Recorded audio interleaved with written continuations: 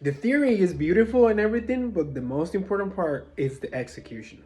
Today you're gonna be with me in an actual day going outside, knocking doors, and I'm gonna show you how it's normal to be nervous at the time. Right in front of that moment, you're gonna feel it, but it's just gonna teach you how to execute better the more you do it. Just like a muscle. To set specific and measurable goals.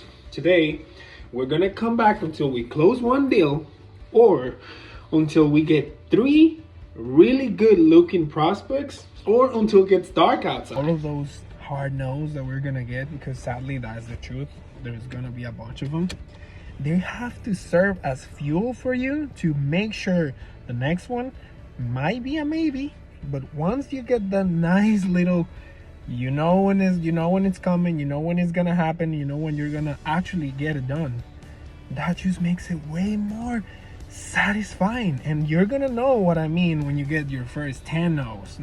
All right, we got into our first location, guys, and the most important thing to remember is just don't think about it. Just get into the business, present yourself, be kind, be respectful, show interest about their business, make a lot of questions, and don't be afraid if they say no.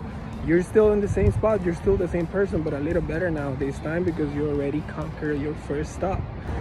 All right, I just finished my first stop. Didn't go the way we all want. Did not close the deal because I didn't talk with the right person, with the decision-making person.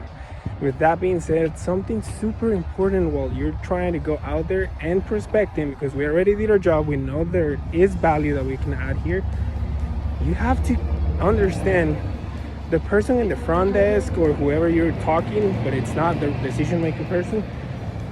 That's the person that can help you the most. So everybody can just go ahead and give you a card, but like if you try to connect with these people, if they're just gonna give you the right email. Something I always recommend is as soon as you get some information valuable like the one we got, knowing they try to give you the right way to contact the decision making people, don't forget to make sure your contact prospecting list is updated and leave notes. Just be specific. Something that came out with the person you talk, like what time they're out, what time they're most likely going to answer, or were they out of town. All of the information that you collected, it's important. I just finished updating my prospecting sheet. Something I wanted to tell you is once you're doing the evaluation of a potential customer, you have to read and understand the story. As you see, some of the websites or many of the websites out there have the about, and a lot of the things that they say there are a lot of the things that they identify themselves with. Just dedicate the time to read those and you will understand maybe the reasons why they open, since they were open. All of these things really changed a lot once you're out there presenting yourself and talking to them, because they already know you know something. So that shows you were really interested in at least understanding a little bit more about them. All right, we just got out of second place and I have a little bit of information to give you guys. We don't really know how it's gonna be. We don't really know if we have to wait for the business owner to actually show up at the right time, or maybe they're in the middle of something. So of course you gotta be patient. I would say just try to set in ground rules in how long are you gonna stay in one place, if anything, or if you should come back. I would say 30 minutes is a decent amount of time for you to wait or reschedule. And just like that, guys, it takes a lot of energy and a lot of willing, guys. It's not easy. It's not easy at all. But once you've had a long day after getting a bunch of no's, and it's that time where you're actually gonna get one, you're already relaxed. You're already confident enough, because what else can happen? They're just gonna tell me no. And once you reach that level, your confidence just comes out and tells you exactly what you need to do in your ears. Just like the whole wisdom of all of those failures, that they're not failures, guys, but like they make you feel failure for a little while.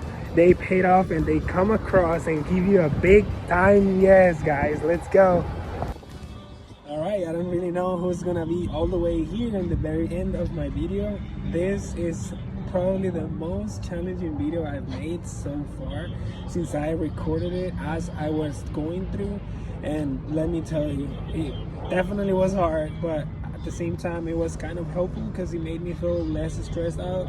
I don't know, but I really appreciate you for being here, for watching all of these. I really hope that this video shows you that you probably don't have all the tools right now, but like if you have the willing to make it happen, you can definitely start and getting stuff done. See you in the next one.